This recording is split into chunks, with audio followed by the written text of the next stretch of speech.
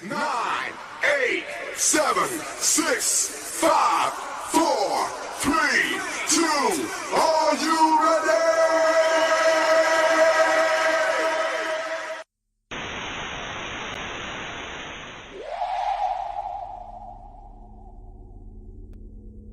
That's the Chicago way.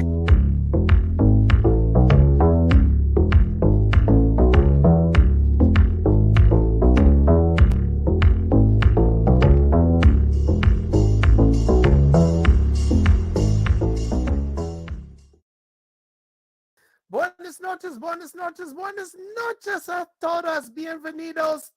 What's up, cuz? Guess what? I'm happy. My team won. Welcome to What's Up, cuz, everybody. I'm your host, Jason Palmer. My team, the Miami Dolphins, a winning team. And my co-host, Lancey Irvin, my cousin who I love so much. Cuz, let me ask you a question. How did your team do this weekend? You really know how to kick a person when they down, don't you? I mean, I'm gonna let you bask in the glory of your Miami Dolphins that put up a measly 70 points, and I got a bone to pick with you when we start that because I don't know why they just didn't break the record.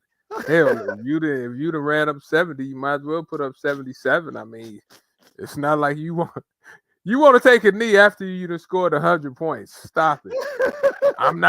I'm not trying to embarrass you any further.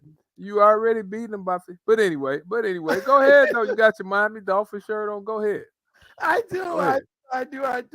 Welcome everybody to What's Up, cuz. Jason Palmer and Lance Irvin here to talk about everything going on in the world of sports, especially our Chicago sports teams. If this is your first time joining us, we welcome you to our show. If you are watching us via the Sports Zone Chicago Roku channel, which was launched earlier this year, we appreciate you tuning in via the Roku channel. You can take us with you and watch us anywhere in the world. I know when I travel, I take my Roku with me. That way I got my shows that I like to watch on Netflix and everything right there in the hotel room with me. If you do not have it, make sure you download that channel on your Roku. If you're checking us out on the Sports Zone Chicago YouTube channel, we appreciate you checking us out there. Go ahead and like and subscribe to that. It'll give you access to all the wonderful shows we have here on Sports Zone Chicago. And if you're joining us on the app because you are on the goes, if you're out there bike riding because it's fall, it's a beautiful time to ride bike, if you're doing your jogging because you're trying to get in shape, wherever you are on the go, you're taking us with you. We appreciate that. If you do not have the Sports Zone Chicago app, my cousin Lance Irvin is getting ready to tell you where you can get it. You'll find it on the iTunes store, the Google store, and the Amazon store. So please follow us, like and subscribe us, and please do not have on a Miami Dolphin shirt. Okay? So I'm trying to see what this is you wearing. Look like is that the LA Galaxy? LA's Galaxy, it's soccer. I said, let me at least think about Messi, even though this is not the team Messi plays on. But I said, hey Jay, because I started to put on a Chicago Bears shirt, right? Then I thought about something that you said a couple of years ago. You said, see, they take us for granted. They take us for granted if we keep on, give marketing they stuff, saying how good they are, wearing they paraphernalia. No, I'm not doing it. I'm not doing it. I'm not doing it. So I just said, let me just throw on the soccer jerseys. I could just feel good about myself because yesterday, it was rough. After the first quarter, I really didn't feel good. That was rough. That was a rough watch for Bears fans. And trust me, we're going to talk about the Bears, but what I don't want to do is talk about them ad nauseum. No, I'm not doing that. We're not trying to kill everybody's Monday night. Not doing it. We're definitely going to talk a lot of Bears coming up in a few minutes, but we wanted to start the show off with something really positive, something really, really happy that happened over the weekend, which was so important for the Irvin family, and you personally and your siblings and all of us who are members of the Irvin family, and that's God knows a million people. But, we had a distinct honor bestowed upon your parents, Mac and Louise Irvin, and I have plenty of photos But the honorary Mac and Louise Irvin Way in Chicago on 109th and Parnell. And I know we want to thank the city of Chicago and the alderman of the 21st Ward and former alderman of the 34th Ward for bestowing this honor upon your family. And we got so many photos. That's you and your beautiful wife Paula with the sign. And just a tremendous honor, Nick and Cindy. And who's that? Teresa? Who's that? That's Erica. That's Erica, Erica McGee that grew up down the street for us. She lives in Atlanta. She has a podcast, and I've been on her podcast before. That's the only one was missing was you, cuz you did an excellent job getting the stuff out to the press and stuff. But I got tired of people asking me, "Where's Jason?" Yeah, Jason was working. I mean, Jason can fill them in. The press release was out of sight, and Jay, seriously, we appreciate everything you do for the family, because especially my family, because when it's six of us, right, Jay, Right. you dealing with six different personalities, especially your cousin Cynthia in the middle right there, because if she doesn't get her press now, and she'll tell everybody. My cousin Jason is my own publicist. He's my press person. All that. So she's telling everybody, talk to my cousin Jason. And she says with confidence too, chest sticking all out. I'm like, Jason's just okay. He probably in Miami. No, I got tired of people asking about you. I was not in Miami, yes. But seriously though, Jay, we appreciate everything. It was a great honor bestowed on my mother and father. And we want to thank Alderman Mosley of the 21st Ward, excuse me, Rob Brooks, as he was out there. We had a great time, Jay. A lot of friends and family. Everybody helped make Saturday a great day. That's my nephew Cam back there in the background holding the sign up. But you have a lot to do with that sign too, Jay, because you was a part of the community over there and you was real helpful. So all our teachers, former teachers came out, Jay. We had the neighbors came out, just a bunch of people from the community. My roommate Tony Barnes was out there. Shout out to Ojo Barnes. I didn't get a chance to shout them out when I was out there, but your cousins, Jay, just to see grown men out there crying is a sight to see, which means, Right. Because you rarely see us cry, right? But just seeing guys like Antoine Walker started crying. Sean Marion was out there, Marco White was out there. Hey, Jay, I was happy to see my former teachers. When you see teachers you had in third grade as young as I am, I was like, is that Miss Clemens? That can't be Miss Clemens. You know how the teachers come up, they smack you upside the head. Yeah, boy. You know how that is. But man, Jay, it was great. It was great. My mother and father, they helped a lot of kids. And just listen to people tell stories how Pops helped them to go to school and how they slept on the couch and Mama was feeding them some of her eggs and bacon sandwiches and stuff like that. So shout out. But we really missed you, though. I had to say that. Matter of fact, we missed you and your wife. Yeah. I mean, I still feel some type of way. But duty call, man. I was trying. Well, we ain't gonna get into why I wasn't there because somebody switched the date on me. But okay, had it blocked off on my calendar. Thanks. But anyway, it was. I knew it was gonna be good. I was just praying for great weather, and you all got an absolutely beautiful day. A beautiful day. And when I saw the weather was gonna be good, I was like, man. I know we only supposed to have this thing shut down for a little bit of time, but it's going to be probably a bunch of folks out there, the old neighbors and old teachers and teammates. And I saw IO out there as well. Yeah, I forgot about IO. 12 was out there. IO came out there.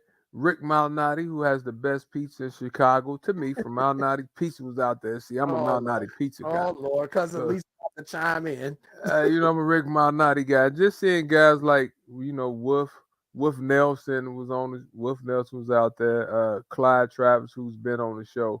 I had a bunch of people out there, Jay. So it was a great time. Seeing my old coach Donna Williams was out there. So no, but it was great, truly great honor, Jay. Then the next day I turn around and see my Bears just get taken to the woodshed. But talking about Io real quick, Io done got bigger a little bit too, Jay. Yeah, he hitting them weights, ain't he? Yeah, he done got bigger. His checkbook then got bigger. I mean, his cars then got bigger and better. I was like, nephew, what you driving? Matter of fact, let me hold that for about a day. I'm not gonna say the car he's driving, but I'm like, let me hold that, nephew. So no, I was just happy, Jay. But Yeah, yeah, we need to. I need to call coach. Yes, We need to yeah. call coach. We need to make that happen. He's just a phone call away. Matter of fact, a quick story about Coach J when Pops was sick in the hospital. Whenever my mother and father go to the hospital, he had called Northwestern for them in the in a heartbeat. But he used to always send pizzas over there to all the nurses and doctors to make sure my father was getting taken care of. So shout out to Coach Rick. All the nurses, doctors, they was looking forward. Hey, when is the Malnati's pizza coming back so we can make sure we work that day? What is Lisa talking about, Jay? What is Lisa's favorite You pizza know, place? you It's know, got to be Malnati's pizza. Malnati's is her favorite pizza. It is her favorite Tell pizza. you. So yeah, I knew she gonna chime in on that one. But yeah, without a doubt. Well, good. Well, again, congratulations to you all, and just thank you to everyone who supported us, even those who could not come out, but who sent words of encouragement and our Twitter page. Everybody was liking the photos and everything. So just a really huge honor for the family. Sorry I could not be there in person, but I saw cousin Kim there. I mean, our family was very Oh well man, represented. So Dewana, Kimberly. Oh man, it was nice. It was nice, Jay. We had a beautiful. great time. We appreciate you once again, though. Hey, no problem, no problem. All right, so let's talk some other topics. So we got a lot of stuff to talk about. Where we But going? What we doing? What we doing? We get first loose. thing I want to do is I want to talk about something that I couldn't talk about last week because you were prepping for this big event, so you were not here last week. But I had this on the agenda, but I felt I could not do this without you here. Oh my goodness. And Let me see. then it kept getting even bigger and bigger and bigger. So I said, you know what? I'm going to add it as a big topic today. So let me just put this out here. Germany is starting SH, you know what? Okay. Germany, the country of Germany is starting stuff.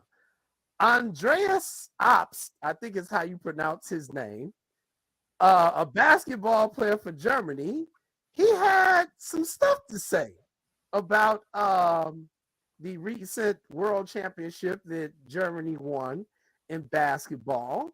And we have his exact quote. I'm going to post it real quick. Here's his exact quote. In the NBA, they've always had this attitude that they're the best at something. They can call themselves whatever they want. The bottom line doesn't change. We are the world champions.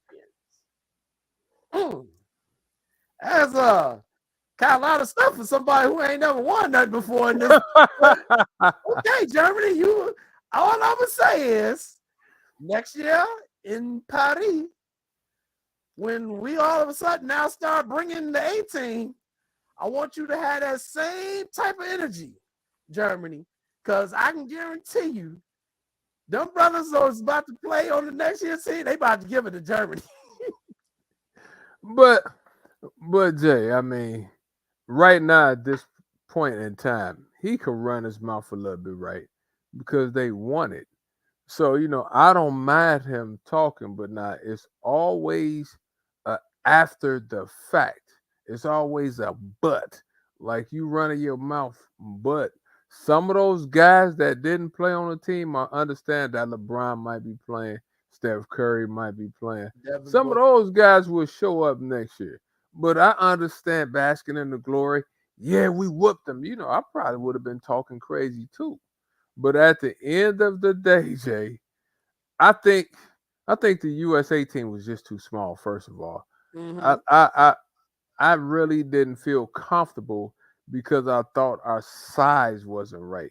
I thought we was missing. I thought we needed some more bigs to go with Big Jackson in the middle.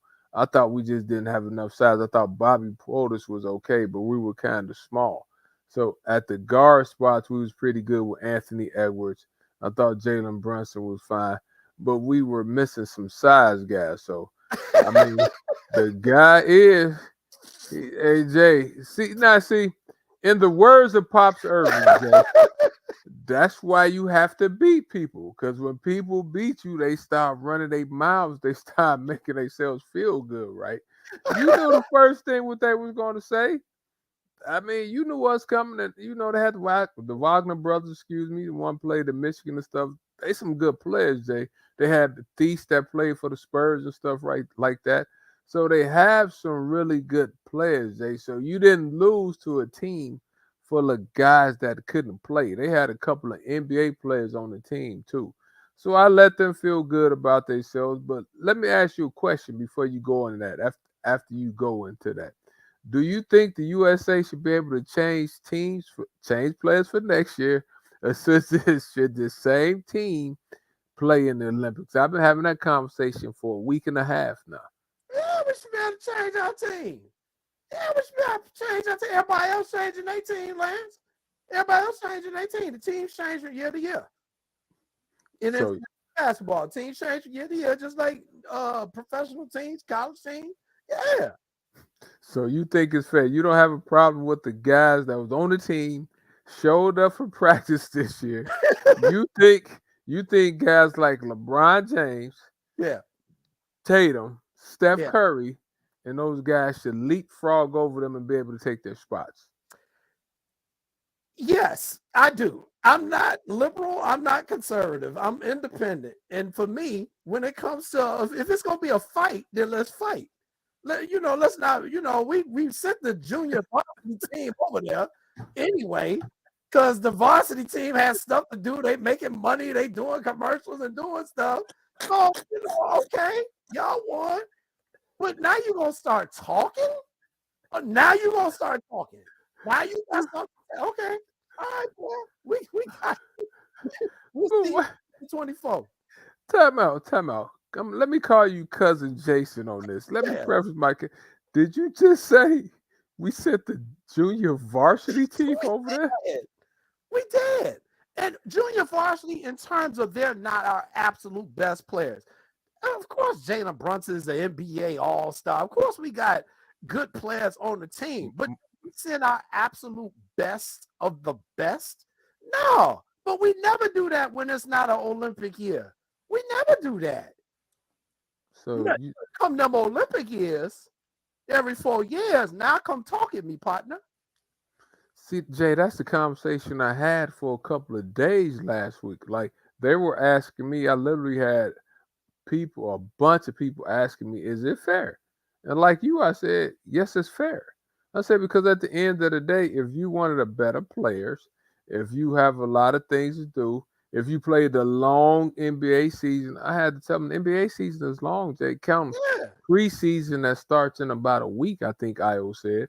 You go all the way until what, June? Then you want me to come back and dial it up a month later, or a couple of weeks later?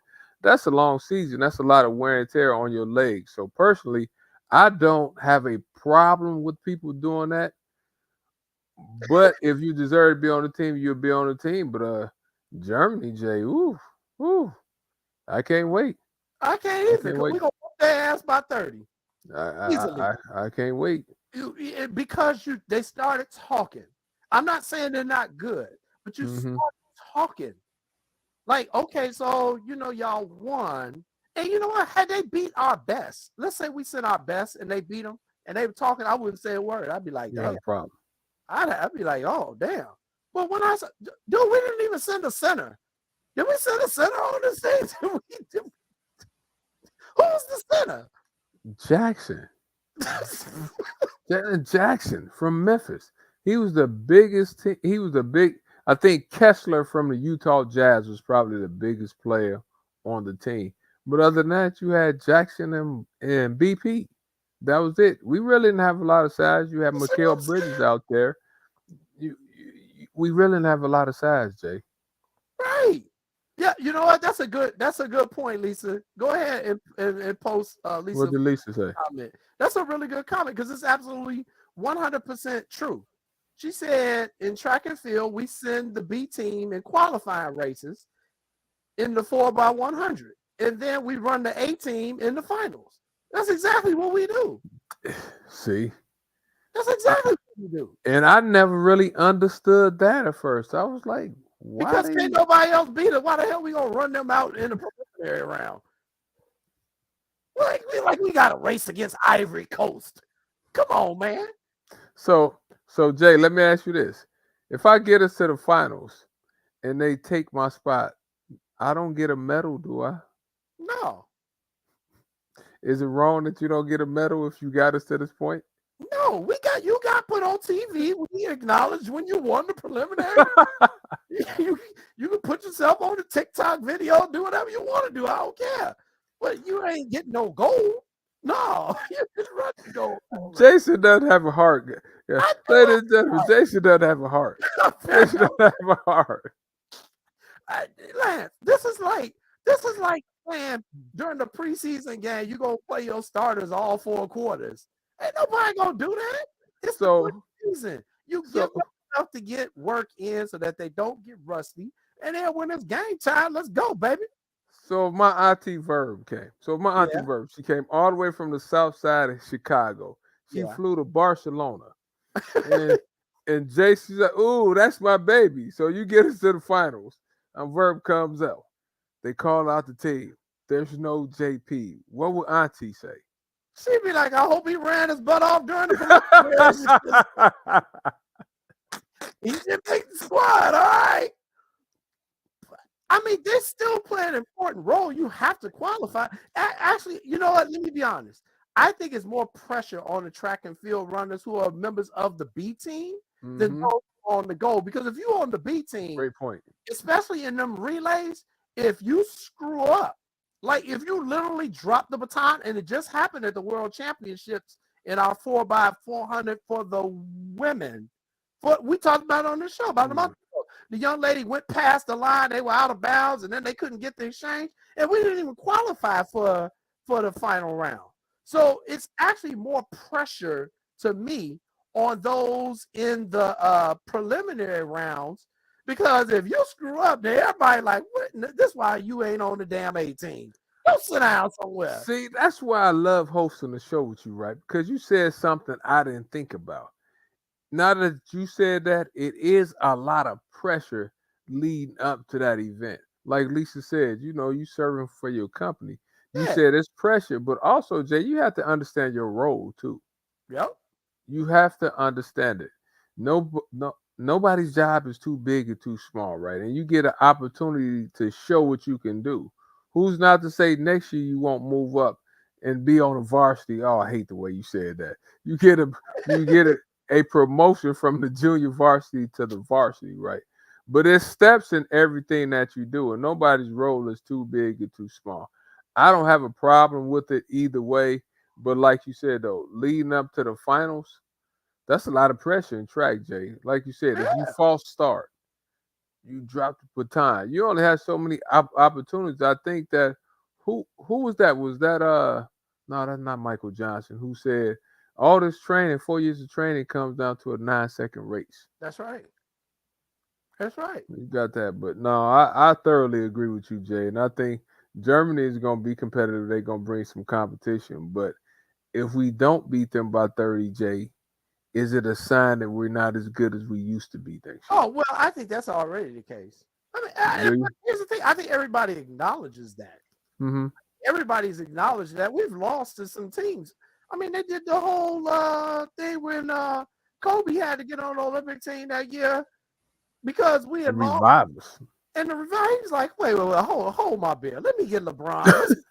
Let me just, and they went over there and got it together. I mean, he ran his teammate over. He ran his teammate from the Lakers over during the international competition because Kobe said I needed to send a message.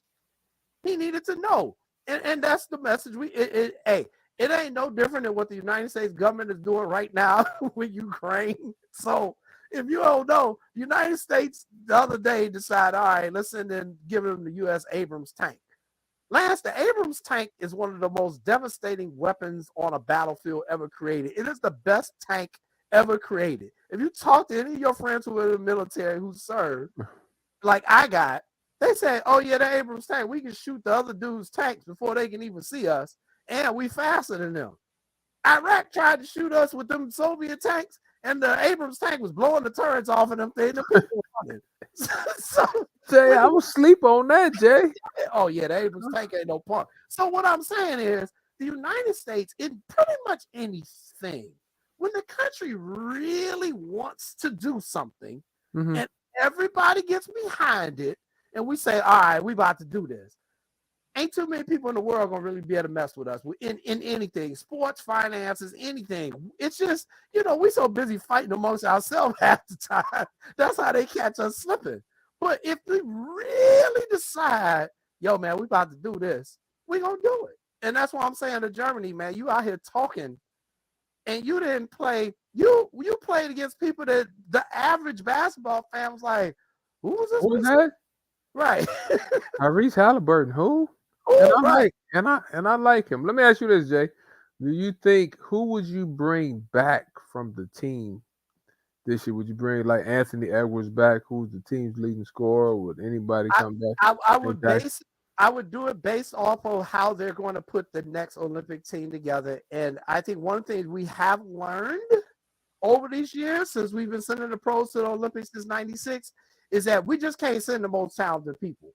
Like that was cool, like in '96 and 2000. We just like, you know what? Let's just send everybody, send all the Hall of Famers. I think now we've learned you do actually have to form an actual team. You Mhm. need shooters, you need rebounders, you need mid-range shooters, you need people who can play defense. So I mean, if we decide to put the team together, then there are going to be people who fit the realm of what they're doing, that philosophy for that team, and we'll go from there. So just put the best team out there. But come on, man, the best team we already know who's going to be. It's going to be Devin Booker. It's going to be Damian Lillard. It's going to be Bron, Anthony Davis if he wants to play. See what I'm saying? See what I'm saying? And it ain't gonna be no hope for nobody else. If we send our best players and they decide we gonna play, and I don't even know if they've announced the coach yet. The Olympics. I think Steve Kerr has the coach, right? I It's a think Steve. Steve It Kerr. might I be. think it's It Steve might be. Kerr. Yeah. So we'll be all right, man. All I'm saying is, I just want to see the game we play Germany, and it's probably gonna be in the preliminary round. I bet you won't play no bench players that day. Since y'all want to talk all this stuff, Germany, okay, bet. I will holler at you in France in, I think it's like they said 300 days. We're 300 days away from the next Olympic. So all this little celebrating y'all doing, all the smack talking, all the wanting to taunt the USA players and laugh in our face, okay, we gonna remember this. I will put them pictures up in the locker room the day we play Germany. It's just gonna be interesting, right? Just seeing that. But if it's one player, I might keep Jay. I might keep Anthony Edwards. I think Anthony Edwards is a proven scorer. He has young, fresh legs. Could play on both ends. I think he had a really good. I think he had a really good tournament. So Yeah. I probably at least think about keeping him. That's one of the ones. After I thought about it, I said I might find a spot for Anthony Edwards. Selfishly, you want Jalen Brunson to stick around, Yeah. right? Yeah. Because he Yeah. played on our AAU team, but you can't keep everybody. But one person they might keep, if they was picking right now, would probably be Anthony Edwards. Well, we'll find out. Steve Kerr gonna put a team together. Remember, Steve Kerr was a shooter, and Ooh, the international game is a lot about outside shooting too. So let's be honest. So I have trust me. This is one thing I have confidence that our government will actually get right when it's they do right. like, because they gonna be like, oh, okay, y'all want to talk? All right, well, we gonna stop fighting each other for a minute and come out here and whoop y'all ass and keep it moving. So Quick, fast, in a hurry. yeah. So I brought that up because, we had previously talked about Noah Lyles and his comments. So I just want to add this to it just to refresh everybody's mind. Noah Lyles said, the thing that hurts me the most is that I have to watch the NBA finals and they have world champions on their head. World championship of what? The United States? And so Kevin Durant responded along with a lot of other NBA players. They said somebody helped his brother and a bunch of other stuff. And so then, we lose the world championship. So it kind of fed into the narrative. So, I'm going to give Noah his props. He said it without a doubt. And we disagree with it on the show. And I still disagree with it. I just think that, again, the situation for Germany to win was there, and they took advantage of it. And I don't take that credit away from them, But Noah, I hear what he's saying, but for real though, like if we really decide to send everybody, we really are the world champions. I'm saying it's like hockey get the right to say that about Canada. You know what I'm saying? And Jay, like we said, it's international players playing almost on every NBA team. Like when I looked over their roster, like I said, Thies plays in the NBA. The Wagner brothers played. They play the Michigan. They play, I think, for the Orlando Magic. I think, and maybe the Toronto Raptors or somebody. So it's NBA players, it's international players on most of these rosters, and I do think you should be called a world champion if you win the NBA title. That's just me. Right. Ain't no other league. What y'all gonna send the league champions from Turkey? Come on. We gonna what they do? Come on. Every NBA team, Jay, probably, unless I'm mistaken, probably has one international player. Right. At least one. Yeah. I agree. So, but we'll give them their props. I mean, y'all won. Yep. Enjoy your little championship. Y'all better celebrate this day real good for the next 300 days. Hey, like you said, bring that same energy 300 days from now. Good luck. 300 days from now. I want that same energy, Germany. Don't be making no excuses now. Because we're going to be talking about you definitely right here on What's Up. Oh, for real. Without doubt. Hey, we're going to take a quick commercial break. And then that was quick.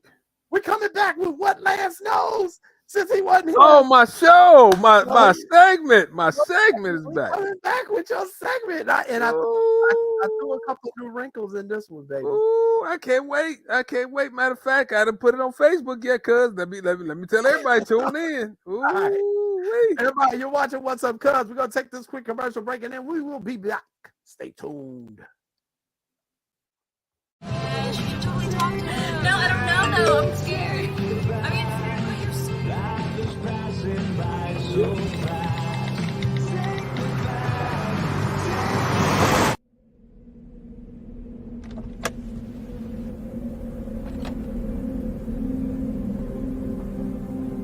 Do you know that you're in my lane? No, not at all. Are you not paying attention? Are you texting? I was just checking in with my mom. I was telling her that I thought we'd be home by 6. It's okay. There's enough time. Just pay attention. I'm not even halfway through my text. There's no way. I'm not even going to look up. My babies are in the car. You have to pay attention. It's just supposed to be a quick text. I'm so sorry.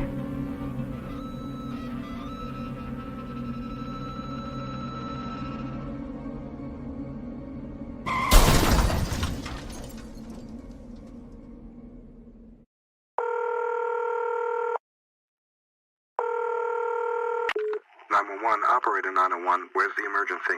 127 Brynmere. Okay, what's going on there? I'd like to order a pizza for delivery. Ma'am, you've reached 911. This is an emergency line. Large with half pepperoni, half mushroom. You've called 911. This is an emergency Do you line. know how long it'll be? Okay, ma'am, is everything okay over there? Do you have an emergency or not? Yes. And you're unable to talk because... Right. Is there someone in the room with you? Just say yes or no. Yes. Okay, it looks like I have an officer about a mile from your location. Are there any weapons in your house? No. Can you stay on the phone with me? No. See you soon. Thank you.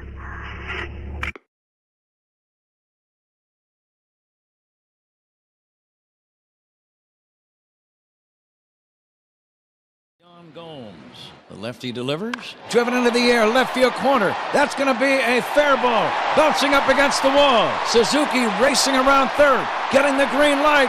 He will head home and score. RBI double, Yan Gomes. Cubs lead 1-0. And here is Patrick Wisdom. Wisdom drives one in the air. Get out the tape measure. Long gone. Cubs lead. It almost clanked off the video board in left center. Booming home run for Wisdom, and the Cubs have a 4-3 lead. You really can't hit it much harder than that. Patrick gets a little backdoor cutter from block, and he was on time. He was ready to hit when he got a pitch to hit, and hammers this ball into the bleachers in left center field. Welcome back, ladies and gentlemen, to What's Up, cuz. I'm your host, Jason Palmer, along with my cousin, the coach himself, Lancey Irvin.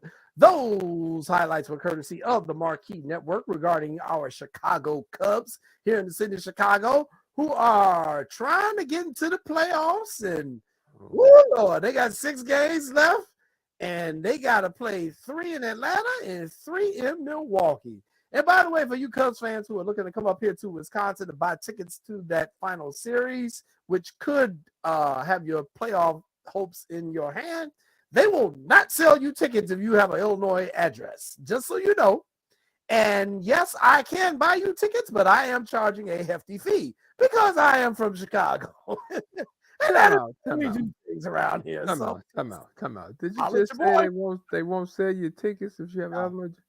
No, Brewers, they will not sell tickets to people who have like Chicago area zip codes. They started doing that about 3 years ago because they were getting tired of being called the Wrigley Field of the North with all the Cubs fans that would drive up and come to the game. So they were like, all right, player. So they stopped selling tickets. If you got on your credit card, that zip code is like 606 something, it's going to be like denied. But if you got a Wisconsin zip code, like over here, I can buy as many tickets as I use and then resell. I mean, I'm just saying. Matter of fact, we're in the ticket business. We're in the brokerage business. Call my cousin Jason. Hit me on my social media platforms. We can see what I can do. We'll talk business. Yes.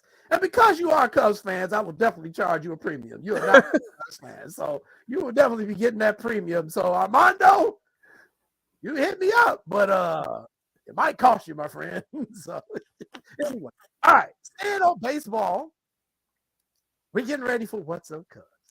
And we're here. We're getting ready to do What Lance Knows. Let's see what your cousin talking about. Come on. Talk to me. Today's topic talk to me is playoff baseball. Oh. Playoff baseball. Okay. Oh. I want you to keep that in mind. All the answers. Oh, I'm sorry. It's actually Chicago playoff baseball. I made it. Oh, Lord. So all the questions have something to do with Chicago baseball playoffs. All right, let's see. Let's roll. All right, so for those of you just tuning in for the first time, this is What Lance Knows. And I'm going to ask my cousin 5 questions to see what he actually knows about the subject. Now, here's the new wrinkle. If you get the correct answer, you will get a very happy red fox, also known from Sanford and Sons. But yes, brother Red Fox. That's my man. Correct answer, you will get happy red fox. If you get the wrong answer, you will get unhappy red fox. From the movie Harlem Nights. You shot me my pinky toe. So we flipped it up. So you're either going to get happy red fox or you're going to get blind as a bat red fox. Man, I'm getting 5 red foxes tonight, man. Let's go get it. I got to be honest with you. This one is going to be kind of tough. Go get it. You've been off for a couple of weeks. You might be rusty. Yeah, I might be, but I doubt it. No, see how good I am. Let's see how good I am. All right, I'm going to say you might get 2 out of 5, but we'll see. Ooh. I tried to make this one hard. Ooh, all right, let's go. Don, he is ready. Let's post question number 1 of What Knows. In 2005, I was named the MVP of the World Series. I also played for the Oakland A's and Kansas City Royals. In 2005, I was named the MVP of the World Series. I also played for the Oakland A's and Kansas City Royals. Man. Oh, 2005. Oh, my goodness. Actually, one of the easier ones. Oh, I'm in trouble then. 2005. All right, who, bud? Give me the ugly red fox. Wow, he's taking a guess. Do you even know who won the World Series in 2005? You said it has something to do with the White Sox, right? That's what you said. You said it's Chicago. All right, who? Give me the answer, man. Give me. All right. Well, give him a. Well, that's an automatic. What's the answer? I can't believe you didn't get this. You should be ashamed of yourself. The correct answer is Jermaine Dye. Oh my goodness. He's a member of the 2005 World Champion Chicago White Sox. Like, how do you Oh not my know? goodness. Come on. How do you not know that? Oh my God. 2005 is just such a It's blur, Jay. It's the only year we won the World Series, Lance, Just in a- our it's lifetime. I mean, just a blur. Jermaine Lord. Dye. It's So gonna be a shame. long one. It's gonna be Yeah, a it might be a long. long. All right, he's 0 for 1. All right. Let's see if he can rebound. rebound. Let's rebound. All right, here we go. Come on. Now, this one might be a little tougher, but we'll see. Question number 2. I was traded to the White Sox in 08. During the famous blackout game, game 163, I got an outfield assist. I also played in Cincinnati. I'm in the Hall of Fame. Now I'm a credentialed member of the media at NFL and MLB games.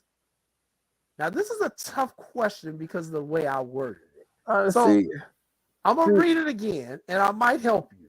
All right. I was traded to the White Sox in 08 during the famous blackout game, number 163. I got an outfield assist. I also played in Cincy.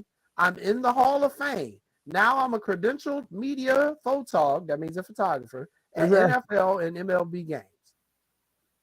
See, I'm thrown off. See, I saw, not saying it's Griffey Jr. because I know he didn't play for the Sox, but he was taking pictures at the football game the other day. Mm-hmm. What other clues? What other clues are you reading in that question? Outfield assist. See, I'm in the Hall of Fame. So it's an outfielder who's in the Hall of Fame that played for Cincy, and now they're taking photos. What is your answer? Oh, not Big Hurt. All right, who is it? Not Bo Jackson. Give me a guess. Just give me a name. Not Bo. What did Bo play? Not Harold Baines. All right, who? 2008. Dang, who? I said Ken Griffey. No, you didn't. You said I did it's say not that. Ken Griffey. You said it's not. I said it. Oh my goodness. He did it, Sean. Did I mishear what he said? I thought he said, "I know it's not Ken Griffey." Tell me, Griffey played for the Sox for a minute. I never knew that. You muted. Yes, Sean. yeah, he did say it's not. I know it's not Ken Griffey, although he was taking pictures of the football game the other day. I saw that. It's not Ken Griffey, and I was like, how long did Griffey play for the Sox? For a cup of coffee? Yep. Literally, maybe half a cup, maybe an espresso, and then he was done. He had a latte. Oh, come on, man. He got traded to the White Sox at the trade deadline in 08. He played in that famous game against Minnesota where he gunned the dude down trying to score. He played for Cincinnati. He also played for Seattle, but I figured if I said that, you would have known who it was. I'm like Griffey. I never knew he played for the Sox. I'm like, it can't be Griffey. I'm like, oh, hey, remember Ken? He had Manny Ramirez. He had Ken Griffey Jr. He got all those old guys who trying to get squeeze one last decent season out of them. Yeah, remember that because that was Kenny's MO. Just one last season from all these aging veterans who are way past their prime. Dang, I'm like, tell Lisa, you're gonna have to really help me on this one, Lisa. We just don't tell I just wouldn't post the answer for you. Post Lisa's playing. Ken Griffey, I wouldn't have known that. I'm like, I just saw him taking pictures at the football game. You actually knew it. You just didn't say it. That's why Trust yourself. Trust yourself, Lance. That's a good point. Oh my goodness. All right, let's go to question number 3. Lisa, I need you to chime in faster, Lisa. Come on. Lisa's my phone a friend. All right, question number 3. I went to the playoffs in 1981 with the Expos and in 1989 with the Cubs. Now retired in Andre Dawson, Florida, I run a funeral home as a licensed undertaker. Chicago's Wind and I have the same nickname. Andre Dawson, the Hawk. He's going with Andre Dawson, Sean, the Hawk. Is that correct? Come on, talk to me nicely. I was about to say I can't get shut out. He got one. He got one. Woo. Andre Dawson, also Hawk. known as the Hawk, just like the Chicago Winter Wind, which is coming probably next month. But yes, that is the correct answer. Give me Great my job. toothpick. Give me my All right. toothpick. I'm about to say I can't get shut out. Ooh. All right, good Woo. job. Would That have had makes you two. now One for three. 1 for 3. All right, he's on the board, ladies and gentlemen. Lisa was late chiming in. Lisa, come on, Lisa. I need you, Lisa. She's like, I ain't helping her with no damn Cubs players. All right, here we go. Let's go. Question number 4. Ooh, that's a good one. And it's recent. I was the winning pitcher the last time Lance's White Sox won a playoff game on September 29th, 2020 against the Oakland A's. Not talking about Lance I Lynn, was are you? traded this year at the trade deadline. Maya can't stand me. That is the key. Well, See, you messed me up. I want to say Lance Lynn. Okay, so this is a combination of you. I was traded Maya, this year. You have to This know year, Maya. who's my? So think about who was on the team in 2020. Lucas Giolito. Was it Lucas? So I'm going with Lucas Giolito. Pitcher the last time Lance's White Sox won a playoff game. I want to go with Lucas. I'm going with Lucas.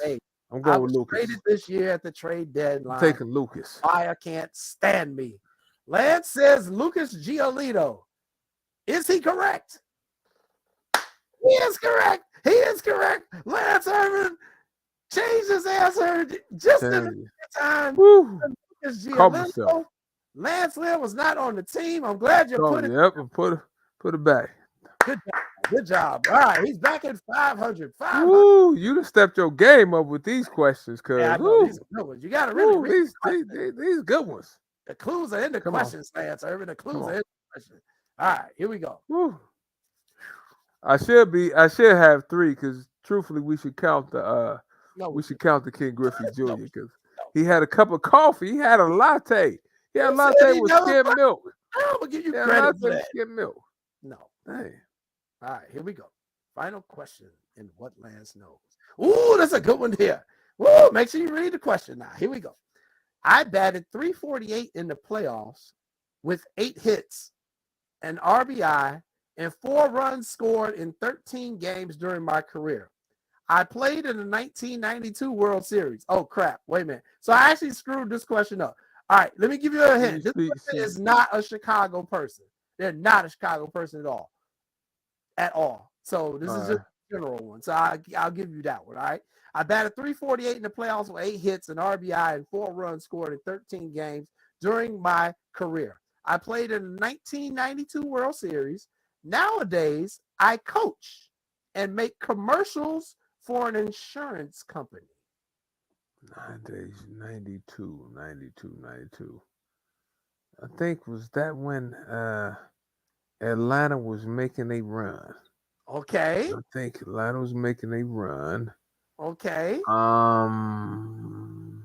So read the question. You think Atlanta was making that run? Nowadays, I coach and make commercials for an insurance company. Talk to me. Let me think. Glavin, Smoltz.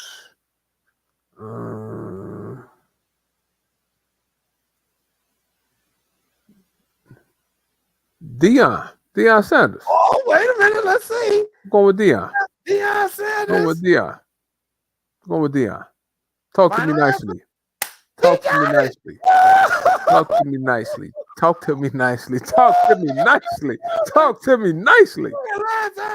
Talk to me nicely. Coach Prime, way to go. Talk to me nicely. Oh, man, Coach Prime, yes, he was playing football for either the Cowboys or the Falcons in 92. I think it was the Falcons, but I could be wrong. I think he was playing for the Falcons football in 92 and the Braves in 92. Coach Prime played in the World Series. Talk to me nicely. Man to ever play in the World Series and in the Super Bowl. So the answer was Deion Primetime Sanders. Very good. Hey, Jay, I walked that thing down. I said, I think that's when the Atlanta Hawks was the Atlanta Braves was making a run. Yeah. Okay. Wow. Okay, I should have been 4-1. I should have been 4-1. Those some tough questions. I should have been 4. I should have got 4 right. No, you're not getting that, dog. I should have got 4 right. Hey, Jay, I'll tell you what, though.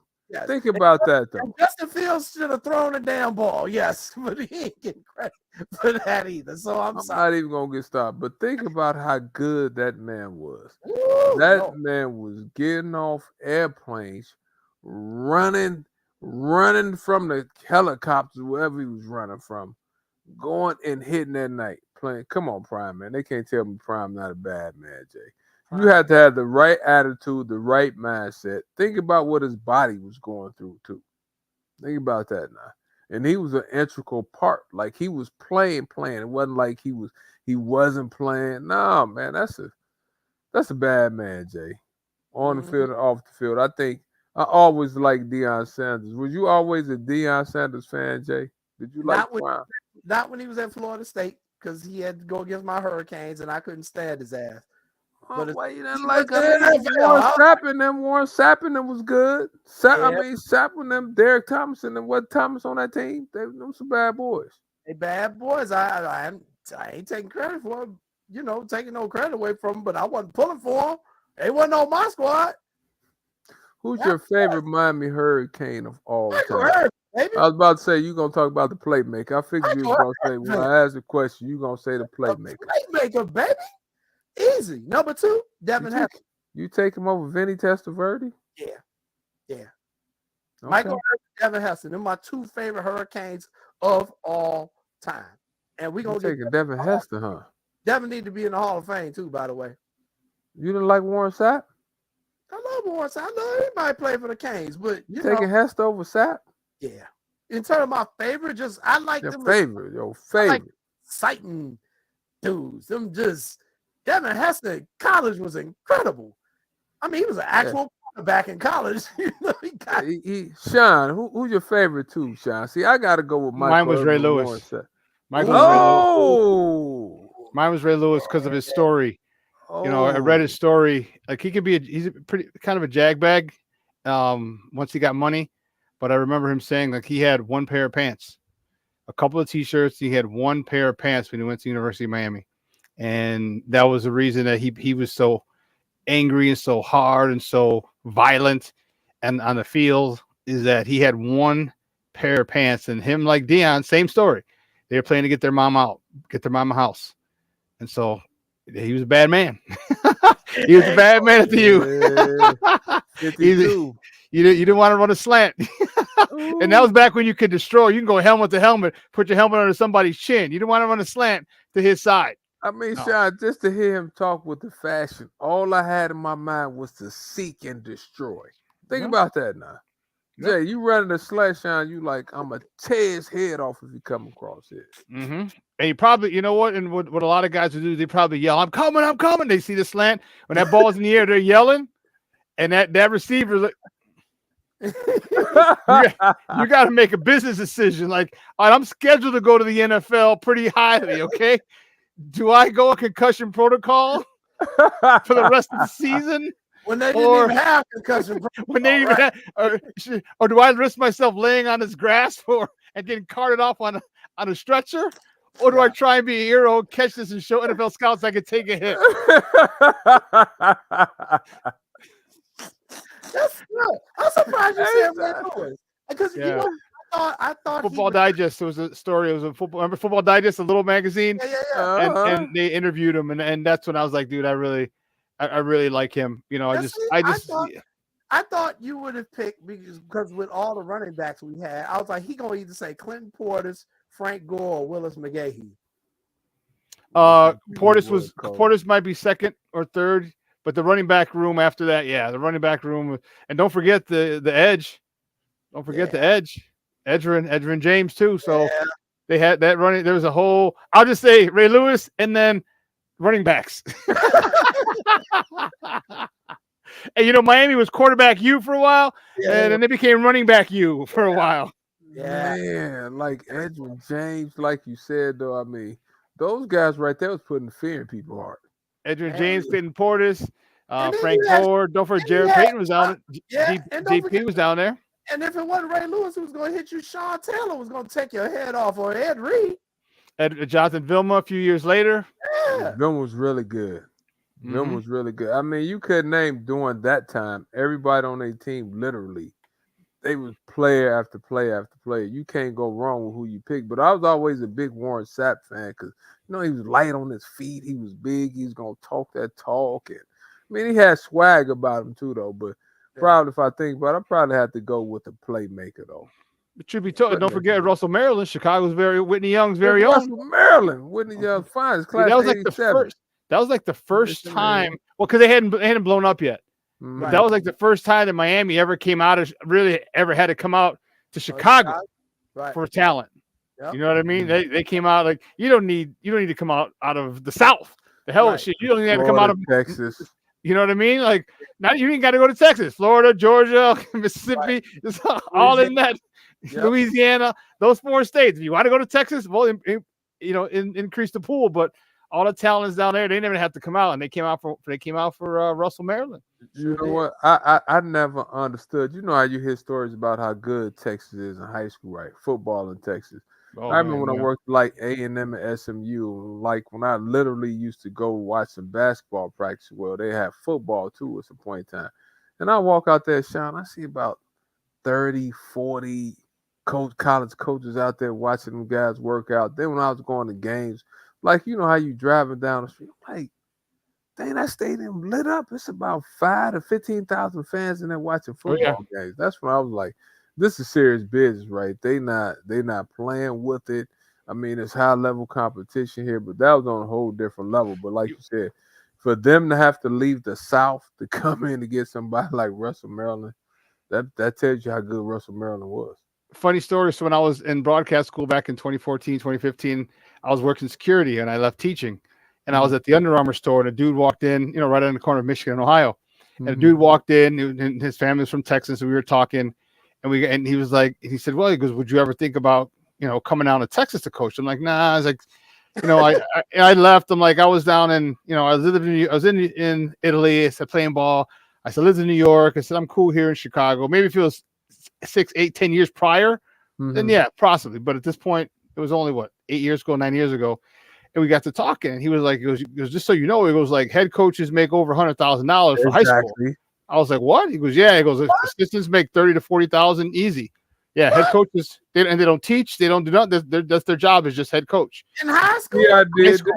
High school. Did you see me do this? The dude told me high school. He's like, he goes, here's my number. And we were talking. He goes, they got they just built, I forgot what town, one small town. He goes, they just built a 50,000 seat stadium. He goes, and it's not uncommon. He goes, if you get a 20,000 seat stadium, that's small. That's small. 20,000 seat stadium for high school. Jay, you didn't know that's what those coaches made out there? The coaches were making that. Jay, they got guys. That was 9 years ago, so you can imagine it's at least $150, $200 now. They got guys making 175, 150, easy. Well, I knew the referees were making the money because I think I told you guys the football referees in Texas get a percentage of the gate. And you got 80,000 strong. Exactly. This is like, man. And Cherie said, "I got a job in Texas. Volleyball will no longer be my number one sport." Kiss my toe. They got number 25 offense.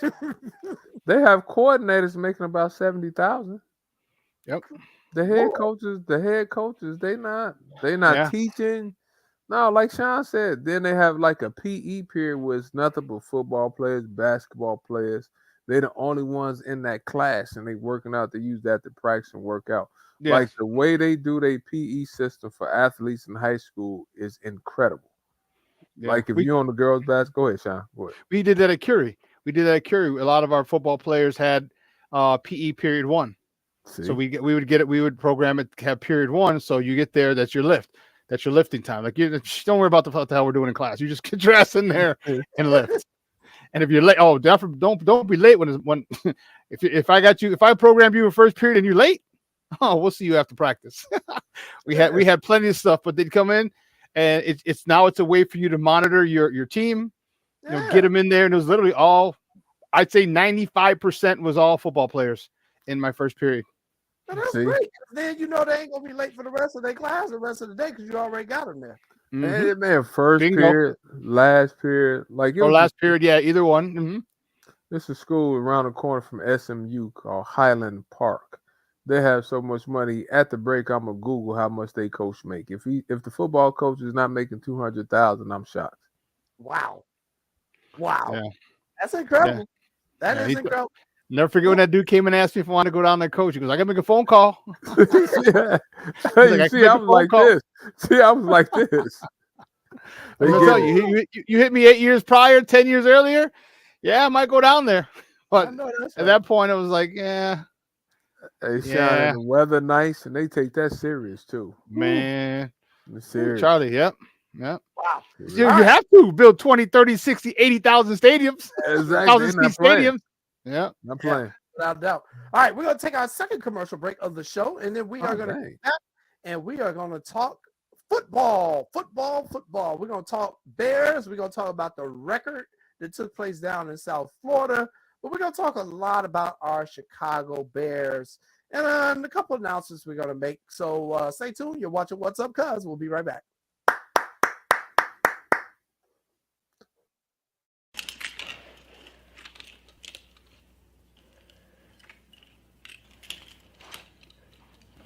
Hey, bud, what you doing? I'm playing with cars.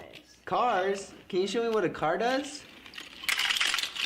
Whoa. Hold on a second. First of all, this is a school zone. So you need to put down your cell phone, stop texting, and let's get to driving. Now you're coming up to a stop sign, right? You need to slow down and stop before you hit that Y line. I want you to look left, right, left. You don't want to get hit by a car going on your left, and to your right to make sure you don't get sideswiped by a guy coming from your right. You're coming, and you see a crosswalk. You better slow your horses down, because the #1 rule of driving is always yield to pedestrians. Now stop, pull over, and you are done driving. Gosh, what do they teach you kids in school nowadays?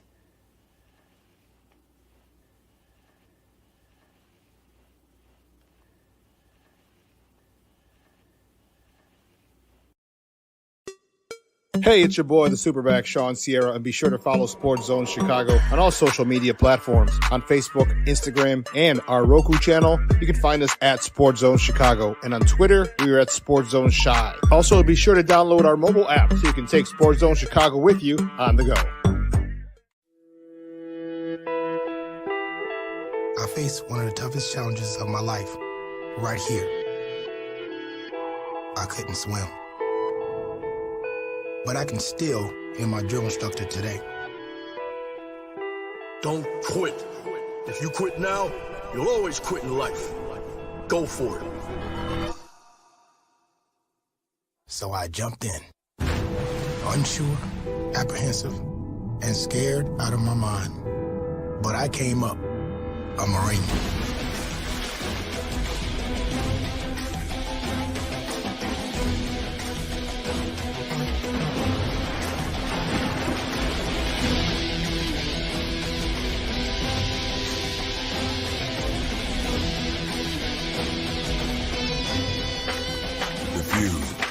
Proud, the Marines.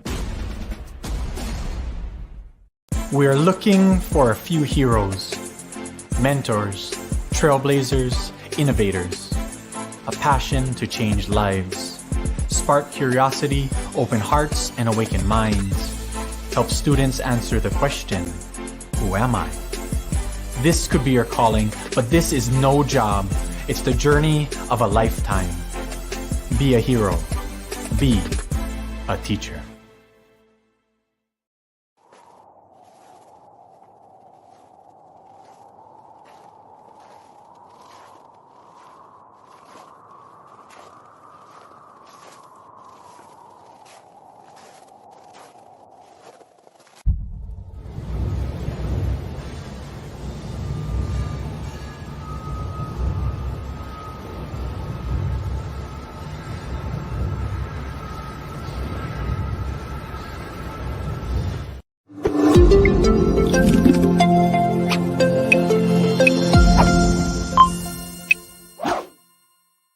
Dinged up by the Chiefs.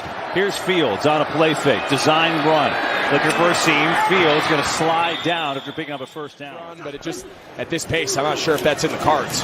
Gabbard over the middle, knocked around and intercepted. Quindell Johnson, the rookie from Memphis. Role in fourth quarters. This is a deep, talented group. Fields going deep. Oh, good catch, DJ Moore. The game plays out like you said. Fields on a slant. Moore's got it for the touchdown. Welcome back, ladies and gentlemen, to What's Up, Cubs. We'd like to thank those highlights courtesy of Fox Sports. The 4 highlights from the Bears game. I don't know how Sean pulled that rabbit out of his hat, but he did find 4 positive plays to put on our show. Great job, Sean. Don't know how you did that, but Chicago Bears lost yesterday to the Kansas City Chiefs, and we're getting ready to talk about that. But before we do that, a couple of quick things. First, we have a missing person that we need to announce. Oh, okay. Don't know. Remember, here on the What's Up Cuz show, we are partnered with Black and Missing Incorporated out on the East Coast. And each and every episode, we do try to highlight a missing person of color here in the Chicago area. And tonight, we would need the public's help in helping us to find Janet M. Isaacs. Janet M. Isaacs is our missing person. We are searching to find. We do have a photo of her as well. We have a little poster. There we go. Courtesy of the good people at Black and Missing. Janet Isaacs is 62 years old. She's missing from Chicago. She's missing from over on the west side. She's 62 years old. Her family says she may be suffering from dementia. She does not have her wallet, her keys, or her cell phone with her. Those were all left at her home over on the west side. So, you know, we do a variety of missing person type stuff on this show. We have to also think about our seniors, our elderly people, people who face mental health challenges, children who come up missing. There's so many different dynamics in missing persons. So I want to highlight Janet Isaacs today on our show because she is suffering from dementia. She's 62 years old. She's last seen on the west side of Chicago.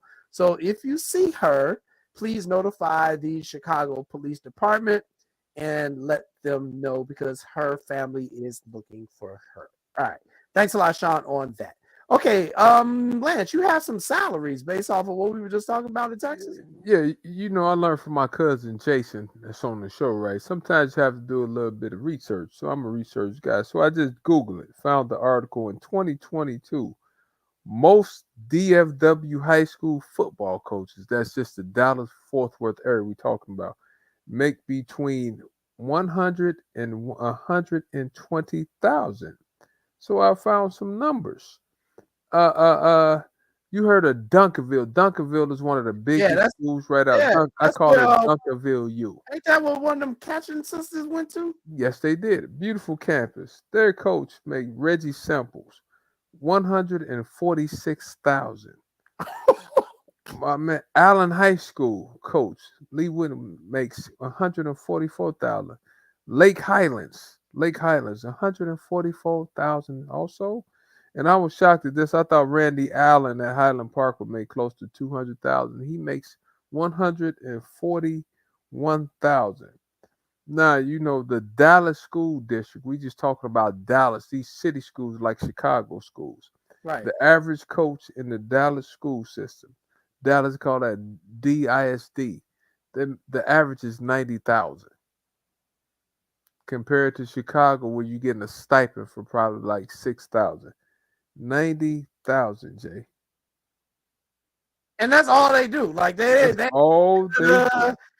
working in the lunchroom. Nobody working security. They're not doing security. They're doing a normal day to get there at 6 a.m. They talk about the normal day. Most coaches, maybe they go to a little class here, there, but practice, junior varsity practice at 11:45 a.m. Some of them come back, might have one more practice from 4 to 6. They might watch film at 7:30. Oh my God, they on a whole different level.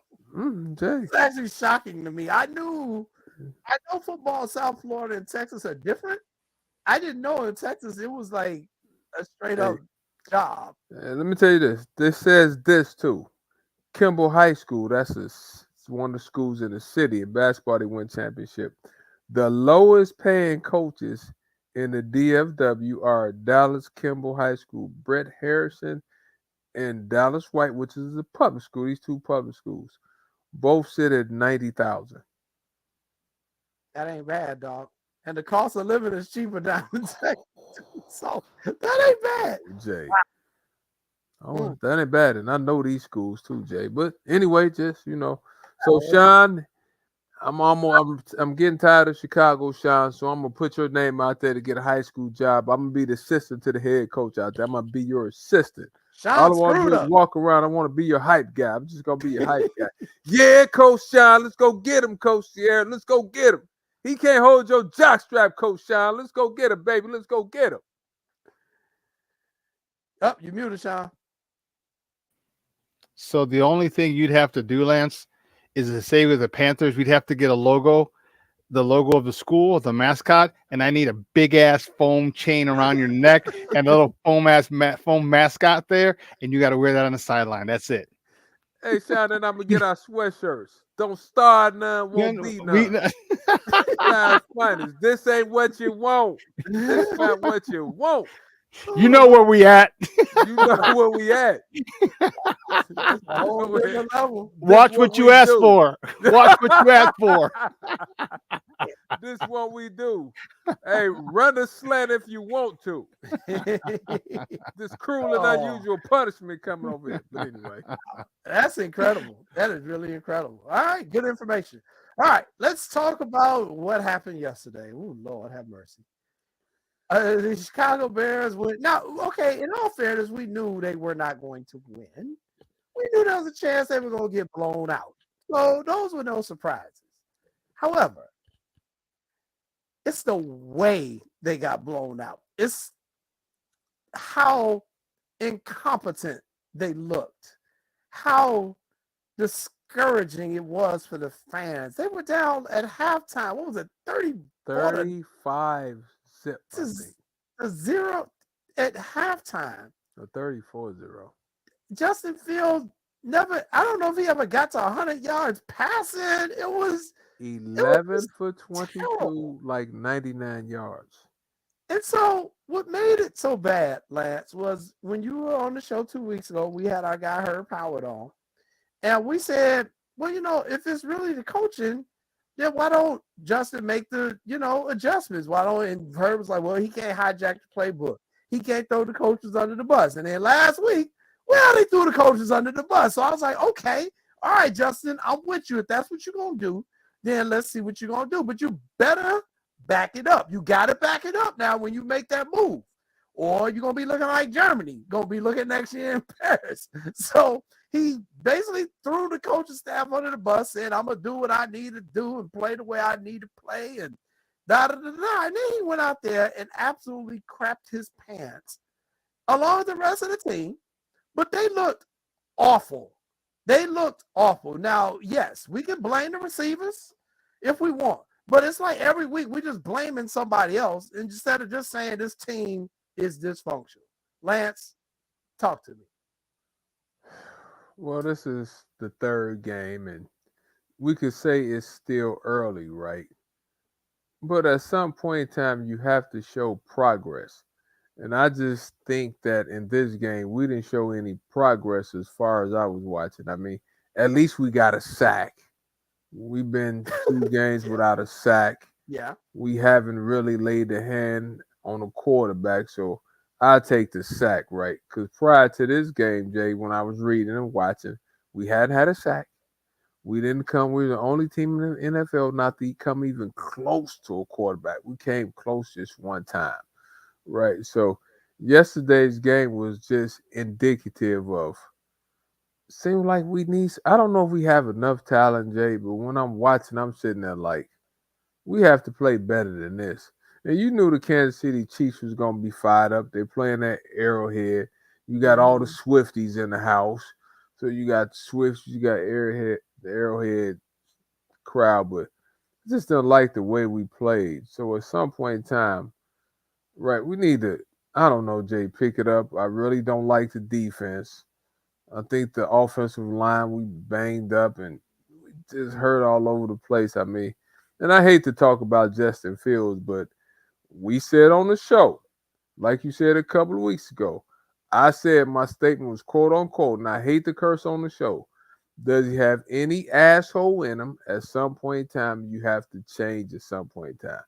He talked the talk. I get it. But yesterday was just an epic failure. So I think we play, is it Denver on Thursday night? No, Sunday. Sunday. So Denver gave up like 9,000 points. At this point in time, Denver sucks. If Denver won a game, I think Denver might be 0-3 also. They on right. So if we don't look good against Denver, I think I'm not gonna be a fair weather fan. I'm not gonna say I'm gonna have to find me a side piece team, but Miami. But anyway, it's just disappointment, and you feel bad for them, Jay, because they haven't won a game. I think this is what 14 straight, 13 straight losses. I mean, at some point in time, you need a win to make you feel better. So hopefully we can get the Denver game, but right now I don't think any phase of our team or any phase, I don't think we look good in anything. I agree. So, I agree. What's your thought, Jay? Talk to me. I want to see the Kansas City game and just all of the events that happened last prior. So you had the defensive coordinator who resigned. That's what I wanted to ask you. Go ahead. I got. Yeah. We got the defensive. Write that down. Alan Williams, he resigned in the middle of the week. He was not at the previous game because they said he was gone for personal reasons. Okay. Mm-hmm. As a journalist, I always try to respect when they say a person is away for personal reasons. Now, media, our job is to speculate. However, when they say personal reasons, I tend to give them the benefit of the doubt because I know life happens. You can have a death in the family. Anything can happen. So when they say personal reasons, I take them at their word. Okay. Talk to me. He wasn't there for personal reasons. Cool. Mm-hmm. Then you started getting all the unconfirmed reports about why he was removed. So now the report I'm most comfortable with talking about is the one with Adam Schefter, who said that the Chicago Bears the HR department was involved in his leaving without being specific. Okay, so that tells me he obviously violated club policy at some point. Now, what the policy was, don't know. But he violated some policy. Okay, cool. That's what we know. And I'll say this. This is now a reflection on Eberflus and now a reflection on Ryan Poles as a manager. Okay? Because now it's like, Ryan Poles, are you vetting people? What are you doing here? Ryan Poles, you paid P.J. Walker how much money because you thought he was going to be the backup and you ended up cutting him in preseason? So I think one thing that the Bears fans have to do, as I'm trying to give you a little bit of levity, is you have to realize this is everybody's first time. And I think that was the biggest mistake that the Bears made. You got a first-time general manager. You got a first-time head coach. They making terrible errors in filling out the personnel. And it's affecting the team. And the players are not good either. But I think you have to Kevin Warren is now the president. It's going to be very interesting to see what he does at the end of the year if this continues. But that was bad yesterday, man. There was nothing positive I could look at and say, oh, well, the Bears can hang their head on this. I mean, you kicked the field goal, but Santos has always been good, but it ain't going to cut it, man. Ain't nobody playing good enough. The receivers, the line, the defense, the quarterbacking, it's just bad, man. Let me ask you a question you touched on. And you're a professional journalist. Alan Williams, first of all. I mean, you resigned the second game of the year. Did they say for health reasons at first or they went personal? So it was health reasons. Health first. Then it went to what? Personal. Because you and I both know. I've coached. I had health reasons. Mhm. They came out and said, I won't say it, but then I know they said he has cancer. He won't be able to coach. Right. Mhm. Most of the time they come out and tell you, at least at some point in time, whether it gets leaked out or what type of health challenge you had. That's what I learned from you. That's what I learned from Pops. Mhm. Then they come back, Jay.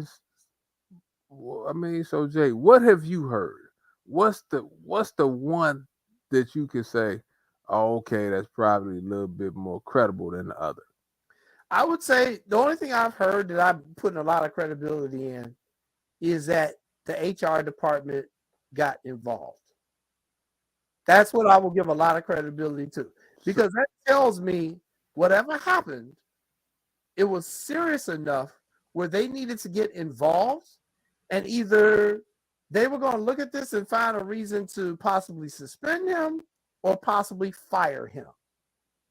One of those two reasons. So oftentimes what happens is if they find enough to remove you, they will give you an option of saying, hey, we'll give you the chance to resign on your own terms. Happens all the time. It's a thing that what's your guy in West Virginia? Bob Huggins. And he fighting it right now because he's like, I wasn't given a choice. They made me resign. Exactly. But it's usually they making you resign because you done did something stupid. In the Huggins case, he got busted with a DUI for the 55th time. So, when I hear certain things, I'm like, oh, okay, something definitely happened. Now, we don't know what. They're going out of their way to say it wasn't criminal behavior. They're going out of their way to say that. I can't say definitely it was or what. I don't know that.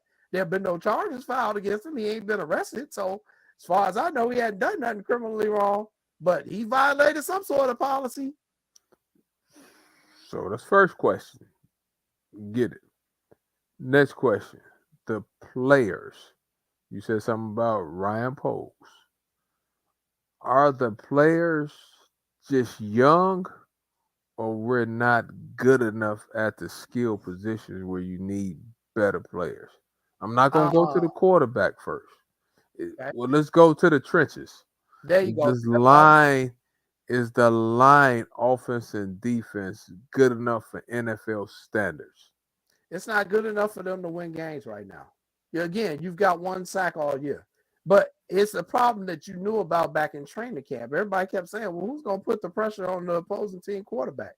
They've been saying that. They were saying that during the preseason, which is why they signed my man at the last minute. But they only got one sack in game 3. That's 12 quarters of football. You got one sack. And the truth of the matter is, it ain't even about the sack. You ain't even getting pressures. You ain't even getting pressures at this point. You're not getting pressure. So that's the defensive line. You're not getting pressure. So let's go offensive line. Offensive line, Jay. Is the offensive line good enough? I know we have a couple of injuries. Is the offensive line good enough? I heard a stat. They said Fields was holding on to the ball as a quarterback the longest out of any quarterback in the NFL. They said he was holding on to it the longest. So is it the line letting him down? Or is he not seeing certain things he needs to see? Combination of both. But what I will say is that the line, to me, has been playing. And again, I think since I've become a Dolphin fan, I've completely detached myself away emotionally from the Bears. I can see things differently than people still emotionally attached. I think the line actually hasn't been as horrible as people think they've been. I think this line has given him time in certain circumstances, and other times they've been bad. However, what I will say is that this line has also gone through a lot of injuries. It'll be interesting to see what it's like when they actually get their full line together so that they can gel and play. But even doing so, that's going to take a couple games in order for them, to kind of feel right. So the line play, what I will say about the line play is good enough for them not to be as terrible offense as they are. I think they should definitely be putting up more offensive numbers, even with the line in the condition that it's in.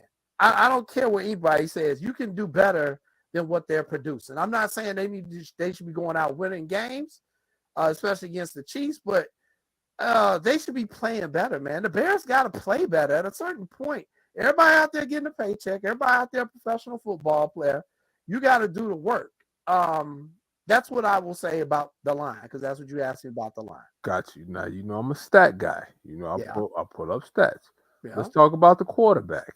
Okay. Eventually we got to come to the. Let me read you these stats before you ask. Justin Fields stats. His completion rate, 58%, 31st in the NFL. Sack rate, 12.9, 32nd in the NFL. Interceptions, 4, tied at 29th, tied for 29th for interceptions.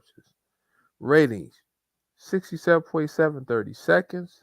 Sacks, been sacked 13 times, tied for 32nd in the NFL. All right. After 3 games, and hearing these stats, what's your assessment? Too early, get more time, or what? I'm not assessing just enough for these 3 games this season. I'm assessing him as a quarterback who has started in 28, I think, NFL games, played in the NFL games. Mm-hmm. And granted, so here's what I'll say. He's been given 28 chances to play in an NFL game, many of those starting quarterback. I'm not seeing what his supporters are seeing. I'm not seeing it. And I'm looking from a completely objective eye. Talk to him. It's clear he does not know how to read defenses. That is clear. We know that part. It's clear he's extremely athletic and extremely talented. He's got a strong enough arm to make the deep throws, to make pretty much any NFL throw, sideline to sideline. But if he cannot read the defenses, and quarterback is a thinking position, and it's 2 things I criticize him and why I say I don't think he is their franchise quarterback. 1, he doesn't read team defenses. 2, I don't see him inspiring other players on the offense. I don't see leading other players on the offense. I just don't see it. I do not see it during the games when you need him going to the sidelines when they're not on the field. Hey, bro, I need you to do this. Watch this. You never see that from him. When I see him coming off the field, he looks dejected. He looks in his own world. It's very similar to Mitch Trubisky. And so the one stat that I saw, and I meant to pull that and put it on the show because it's very telling. Both Justin Fields and Mitch Trubisky basically started and played 1 full year college, that senior year, that last year. I don't think they got enough reps in college to be able to see all the stuff that they needed to see. I think it's unfair for people to criticize them where they were drafted. I always thought that was unfair of Trubisky. It's not his fault the Bears drafted him where they drafted him. It ain't Justin Fields' fault that the Bears drafted him where they drafted him. I honestly do not think the young man is your franchise quarterback. However, I also don't know who your damn options are at this point. But the Bears need to make a move. The trade deadline, you still got some weeks. You need to make a move because you got to find somebody to know what you got. I think you've got enough of Justin Fields at this point to see what you got. We've given him a whole bunch of leeway here. Everybody loved him. You fell in love with his athleticism and all that. If I were a Bears fan, I would say I would like to see what else we can come up with and go from there. I actually think Justin Fields might be a better quarterback if he went to another team and got completely away from Chicago, a different coaching staff, a city. You know how it's like when in all sports, like if a player goes from somewhere like New York to Cleveland or to San Diego, all of a sudden they get better because you don't have the media people on you. You don't have the fans on you like you got in Chicago, Boston, Philly, New York.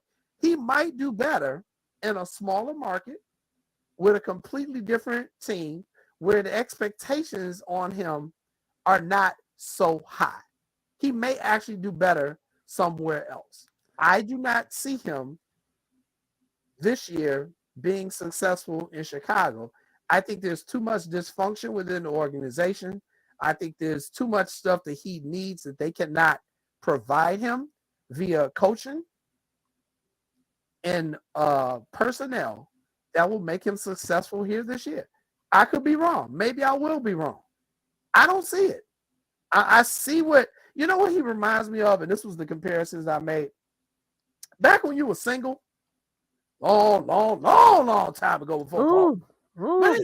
When you and I used to go to Chick Rick's and Cotton Club and Nick's Rick. Come on, okay. Now you got me. Okay. It's like when you were single. Sit up a little bit. Let me sit up a little bit. You always saw like that the woman, or in the case of ladies, a guy, and you're like, he got a lot of potential. They got a lot of potential. She might be all right. Got a nice job. Okay. She got the black card. Okay. Right. She got all the teeth. She a good person. She got a 401k. Okay. Right. It was a dude. He ain't got a criminal record. He all right. Working. And you're like, okay, this could work. But then it never really happens. Like, it's never the connection that you want it to be. But you keep giving them extra time instead of just saying, you know what, this ain't going to work. I don't know the reason why. It just ain't working. The faster you can recognize that and say, you know what, this ain't going to work, and move on, the quicker you are to finding your future husband or wife. Because if you keep holding on to that potential, because they're giving you just enough to keep hanging on. It's one of the worst places to be in dating. It's like purgatory. And that's what I think where the fan base is with Justin Fields right now. He gives you just enough flashes, just enough to show you what his potential could be. Just keeping people saying, no, we gotta kind of hold on to it. We gotta give him more time. Instead of saying, you know what, I could be wrong, but I don't think this one's gonna work, and I don't think it's fair to you, and I know it ain't fair to me. Let's just go our separate way. That's just my personal objective opinion on what I'm thinking. This is when I need the super back. I need the football guy, because he said something in his press conference, Jay. And what you said, Jay, you said it eloquently. You said it great. You took your time. You broke it down. I'm proud of you. But in that press conference a couple of weeks ago, he said something. You correct me if I'm wrong. Did he not say this? My coaches, they have me thinking too much. They have me doing A, B, C, and D. As a quarterback, aren't you supposed to think about this progression, that progression? They in cover 2. They playing man. Yeah, Sean, I need to ask you that. Sean, as a quarterback has to make a lot of reads, right? They in cover 2, cover 3. If they take away this, I got to do that right.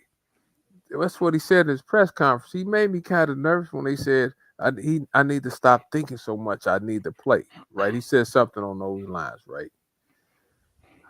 I got a little nervous because I'm like, that's the position where you have to think quick on your feet. And hopefully you have enough instincts where you can. Okay, they taking away this, I go to this option.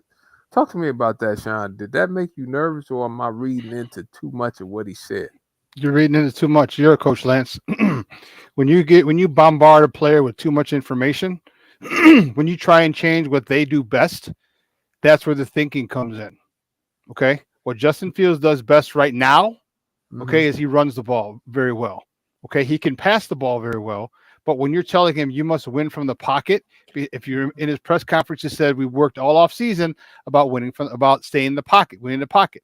Very similar to 2019 and Mitch Trubisky with that regime. Remember, Mitch would have a wide open field, 8 yards for the first down. There's nobody within 12 yards, and he's still in the pocket, and we're all screaming, run the goddamn ball. Run. This is what is taught to him. This is what is coached in him. And I don't know if I said it on here, but I know I've said it on my show and other shows as well. Justin's a good soldier. Okay? He will do what, remember, he came up, his dad's a cop. And he's not that type of guy who's going to he don't have that asshole in him like we talked about. Okay, he's being coached, and there's a couple things that's going on. Like, I haven't given up on Justin at all. Justin is a phenomenal player. You've seen him in high school, you've seen him in college. Okay, you've seen him make some phenomenal throws here, but when they start telling you, when they start changing things for you, changing the things that made you successful. Last year, he was successful because of his running. Now, the team wasn't successful, but he didn't play. He couldn't play defense. All right, and that was a hell of a lot more than the Justin Fields. All right, that was bigger than Justin Fields' defense. This guy, you need to let him run more. Maybe not as much, but you want to build off that. Don't take the most explosive weapon in the NFL from last year and literally put it in your arsenal. Just leave it in your arsenal. Leave it in the shed. Why would you do that? Okay, so they're not playing to his strengths. I think they need to build up more. They're not running the ball. They had 15 carries between two running backs. Yeah. They both average over 4 yards a carry. That's gutsy. So if you run 25 times, guess what? Now play action is different. All right. If you put him under center, now play action is a lot different. So when you talk about coaches putting players in a position to be successful, this is what we're talking about. This is a classic example of not putting your player in a position to be successful. And I'm not going to sit here but before I go any further, Justin needs to play better, period. No ifs, ands, or buts. Okay. He's not the perfect quarterback right now.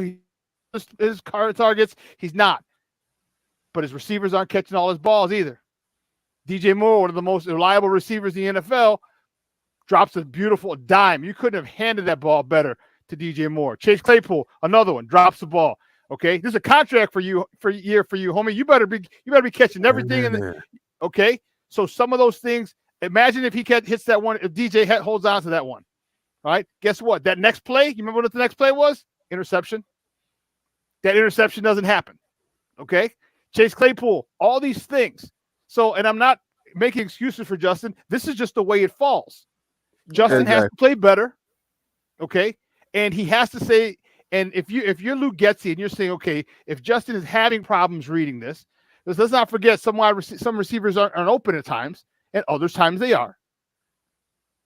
You should go 1 read, 2 reads, run. First read, second read, run. Can you answer me why they're not moving the pocket? They didn't move. They didn't roll the pocket out for the first 2 series. Why not? They had what four called runs? Only 4, 3 or 4. For that dude? You're actually making my point too, Sean. It's so many ifs. It's so much dysfunction just around him in general that he's in a situation where he can't be successful. That's what I'm saying. It's like, regardless of the whys, it's not happening. So at a certain point, for both parties' sakes, you might need to say, you know what? We're going to start all over with a whole new coaching staff. We can't put you through that because you've already been through enough here. So we're going to bring in a new regime who they can bring in a quarterback who they want from the beginning, and we can cut you loose so that you can get with another team. I think that's the way it's going to actually end up, as hard as that may be for people to see. But I don't think it's fair to Justin if you end up torching this coaching staff, which there's a good chance you will at the end of the season. Then you're now going to bring in his 3rd coach in his career, and he may have to learn a whole new system again. But not only him that has to learn it. Now you have the entire offense needs to learn a new system. Yeah. Not just him. So, and I said that today on my show with Eric. I'm like, you know what would probably, I said, you know what would be apropos or something like that. I said, if the Bears let him go, he goes to another team and another team just says, thank you. They'll send us Christmas cards every year saying thank you, because here's the thing that we don't have. Yep. We don't have a developer of quarterbacks. Luke Getsy can't develop a quarterback because you would have seen it already. You would have seen it last year and this year. You would have seen it. You cannot develop quarterbacks. So there's going to be a coach out there or a team out there that has a good offensive coordinator, has a good quarterbacks coach, and they're going to say, oh, come to Papa, because we know exactly what to do with you. We know exactly how to play to your strengths. We know exactly how you do how you succeeded in high school and in college. Come to Papa. That's exactly what's going to happen. Yeah, here's something that's really concerning me about that, right? I think this where numbers could play tricks on you a little bit. I think his record is what I want to say 5-23 as a starter, somewhere along those lines. Possibly, But you gutted the whole team last year, basically. You did, yep. So you really didn't put him in a situation where he could thrive last year, right? I'm not ready to give up on him, but I understand. And like you said, Sean, do we really develop quarterbacks? Because when I look over the history, Jim McMahon, Jay Cutler, K. McNabb, Let's look at Eric Kramer. Well, and I actually agree with Sean, even though we're in different parallels, but I agree with him. And I'll use my team as an example. Tua under Brian Flores, who I still to this day will defend the brother for that they wrongly terminated him. However, look at what Tua is doing under Mike McDaniel. He is flourishing now. They're talking about after 3 games, he might be an MVP candidate. We just didn't want the boy to die. I'm still stay away from you see what I'm saying?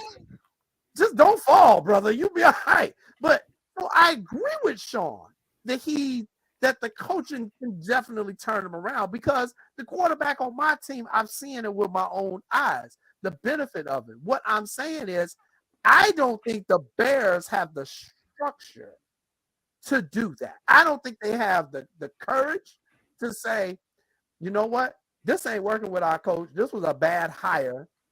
We gonna get rid of. They ain't never done that. They don't never cut nobody off hardly in the middle. Or they ain't gonna admit that they were wrong. And again, this is going to be interesting to see if Kevin Warren is really in charge or not. Bingo. He can look at this. He can look at this and say, I didn't hire y'all. But cuz Sean, maybe you know different. I don't know. Did he pick the players though? How much autonomy is that the correct word? How much say so does the head coach of football have in picking the players, Sean? He has a lot, all right, but it literally comes down to the general manager. But the general manager, and you've heard Ryan Poles talk that they've worked hand in hand, all right, and so these are guys, and some of it falls on some of it falls on Eberflus because he's like, hey, I need, if you can get these guys, great. And then it ultimately falls on Poles because he's the one who actually picks them. Yep. Now, let me see if I didn't do this, and I'm going to change the background for a second. Pardon me, but I hope I didn't delete it. Here. I did not. Look at the defensive investment that we have. 2022 defense, Kyler Gordon, starter, cornerback. 2022, safety, Jaquan Brisker, starter, safety. 2023, Gervon Dexter, rotational guy, D-line. 2023, Tyreek Stevenson, starter, cornerback. 2023, Zach Pickens, D-line, rotational guy. Tremaine Edmonds, starter, linebacker. Yannick Ngakoue, starter, DN. DeMarcus Walker, starter, DN. TJ Edwards, starter, linebacker. Justin Jones last year, starter, defensive tackle. These are all players. This 8 starters on this team, and we can't stop a damn. You mean you talk about employing the Swiss cheese defense? They're employing the Swiss cheese defense, and this is after you revamped this defense, after you have a head coach who made his name as a defender, and this is what you got. The only thing I shouldn't say the only. You upgraded DJ in the wide receiver room, okay, but this falls on Poles. Did you give too much to Yannick Ngakoue, DeMarcus Walker, TJ Edwards, Tremaine Edmonds, Justin Jones?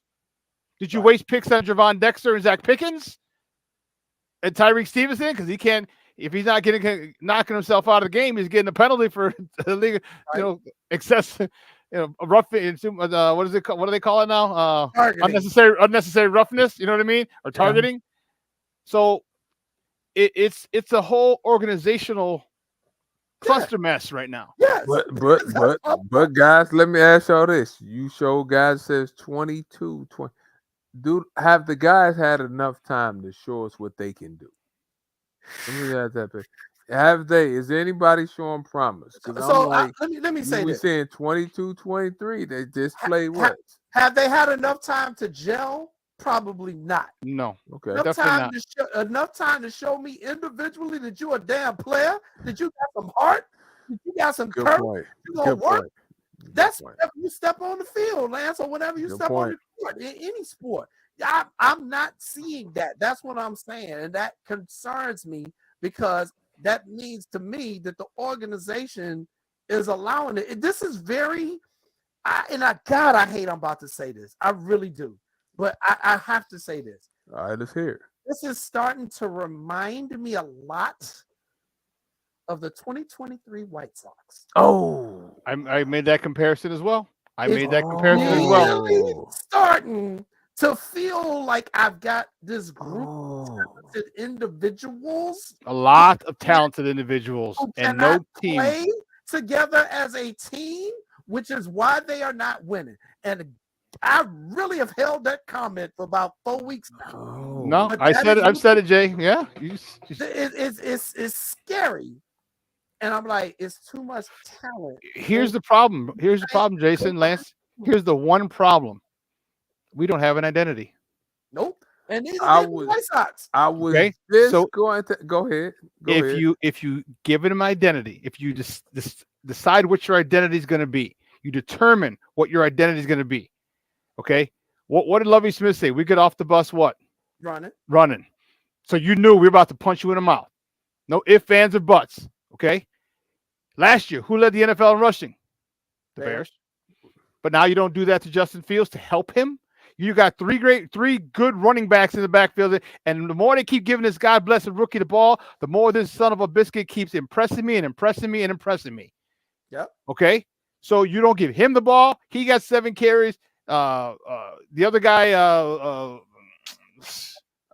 Walker, Khalil Herbert. Khalil, I was like the love Mac. Khalil Herbert. He had 6 carries. All right. It was 7 and 8 carries or something like it was 7. One had 7, one had 8. They both averaged over 4 yards a carry. You're not going to give them the ball. Why don't they have 30 carries? Why don't they have 30 carries at 4.8, 4.5 yards a carry? Because I don't know. I'm not a great mathematician, but you get 4.5 yards. Well, that's a pretty good. I'll give you an answer on that one, Sean. It's because you were down 30 from the halftime, so you probably. But that doesn't. But I get what you're saying, though. But you start early. Why didn't you run the first down? The first quarter. If you're only, you know what I mean. Like you stop running, it's 3 and out, and all of a sudden your defense is back out there.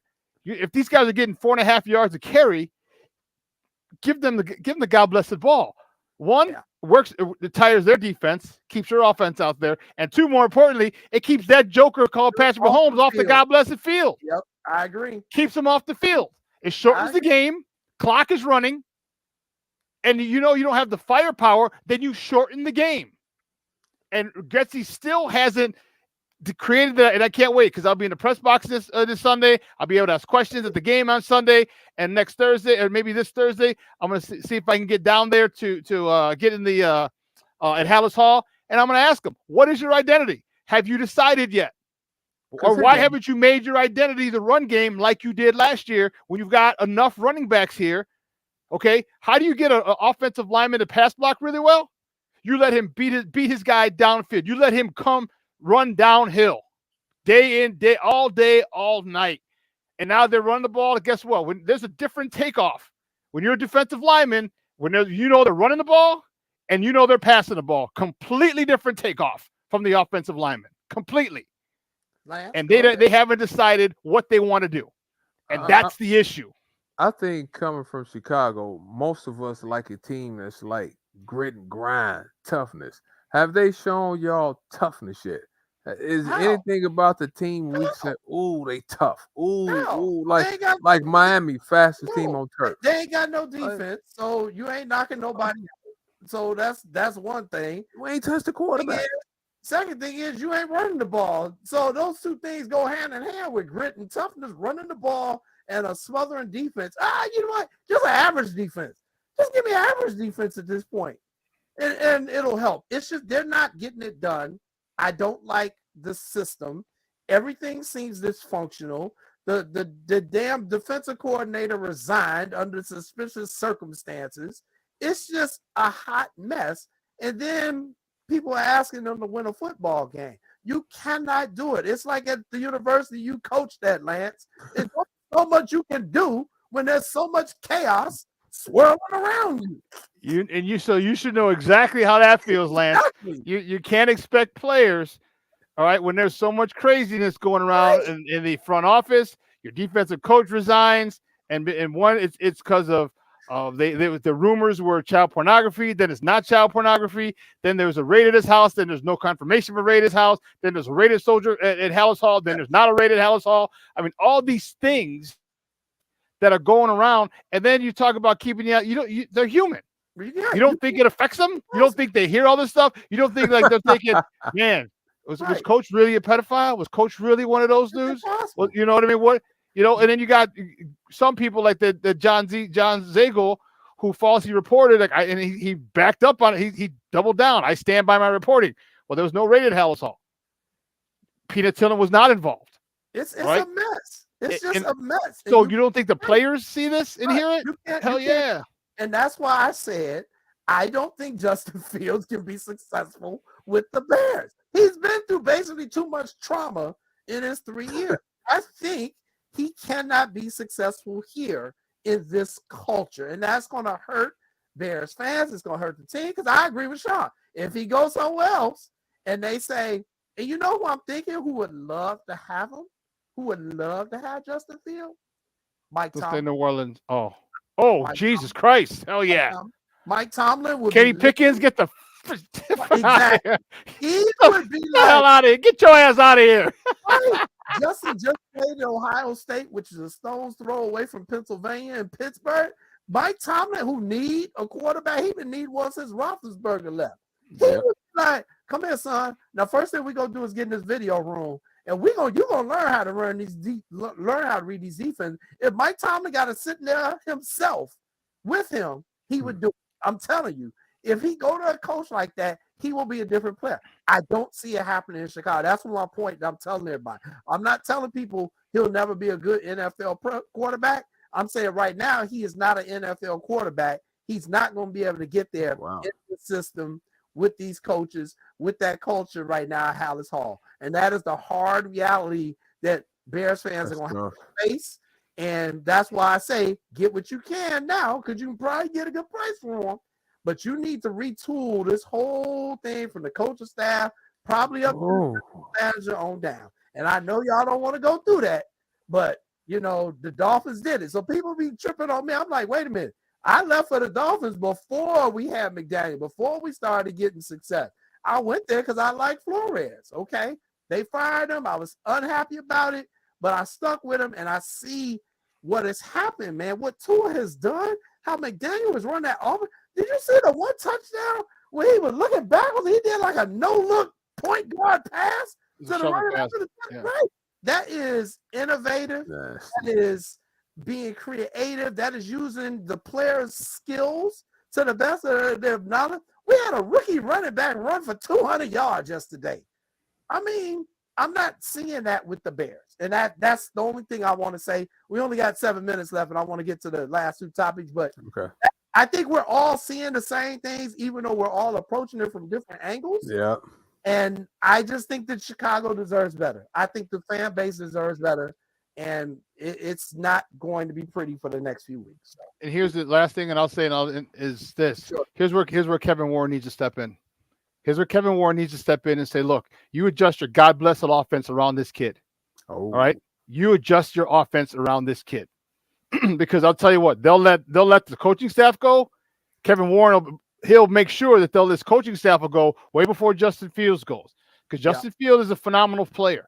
Okay, but you just can't overcoach players. Lance, you're a coach. You know that. You've seen other players in other programs that have been overcoached by their coaches. And they're like, Coach, I can't. I got too much going on. I can't play free. Right? This is what they're doing to Justin. And when you have a talent like that, you maximize it. Now, if you get the right coach, you get a Brian Dable here. I know he's in New York, but you get a Brian Dable or you get someone like that, and he comes in and then Justin doesn't flourish, then you know what? Okay, sorry, kid. You're just not meant to be. But you put him in the best position, and trust me, that coaching staff will be gone way before Justin Fields will be gone. All right. And Kevin Warren should step in and say, help this kid. Yeah. We'll see what happens. We'll keep an eye on everybody. All right. Couple more topics. We only got a few minutes left in the show, and I want to get to this. You hear this news yesterday? What news is that, cuz? Talk to me. They talked about the Super Bowl that's going to be held in Vegas this year. Oh, my man. Oh, man, who's your man? My man, Usher. You're not talking about Usher, are you? Usher T. Raymond, baby. Usher has been officially announced as the 2024 halftime show headliner. And you know why I'm happy? Why? Because when me and Sharice was in Vegas, I was going to go see him in his residency, and I saw the price of them tickets. So now I can see it for free in Vegas. Just wait for halftime show.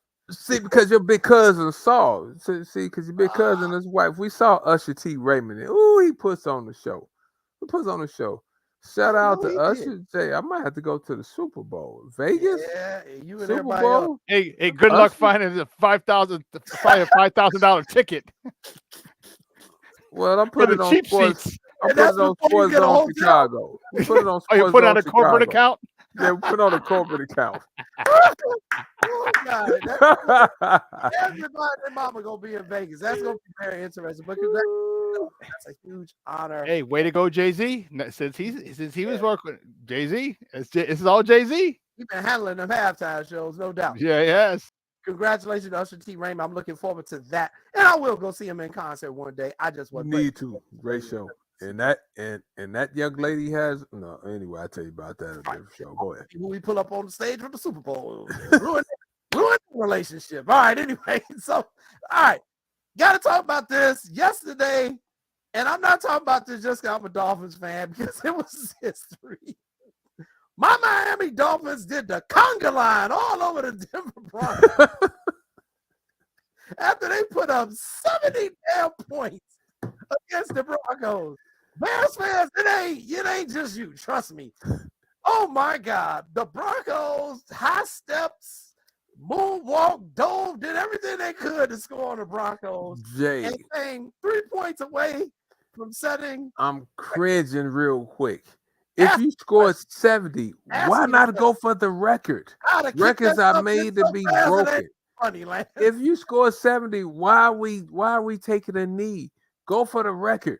I would have go for the record. I wouldn't went for the record.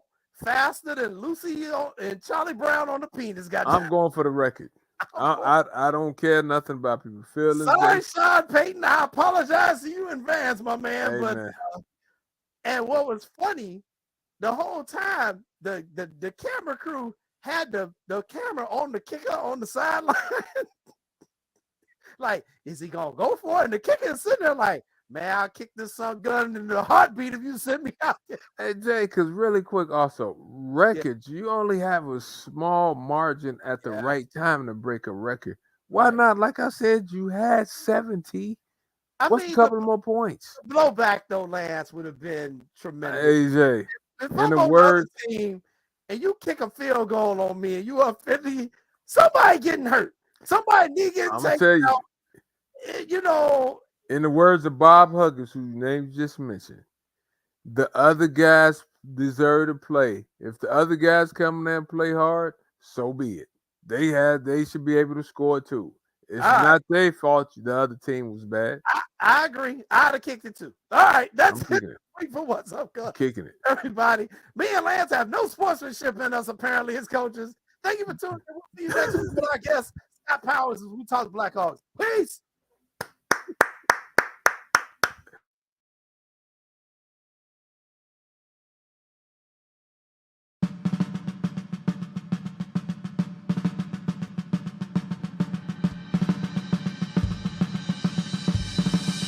Lift every voice and sing till earth and heaven ring with the harmonies of liberty. Let our rejoicing rise.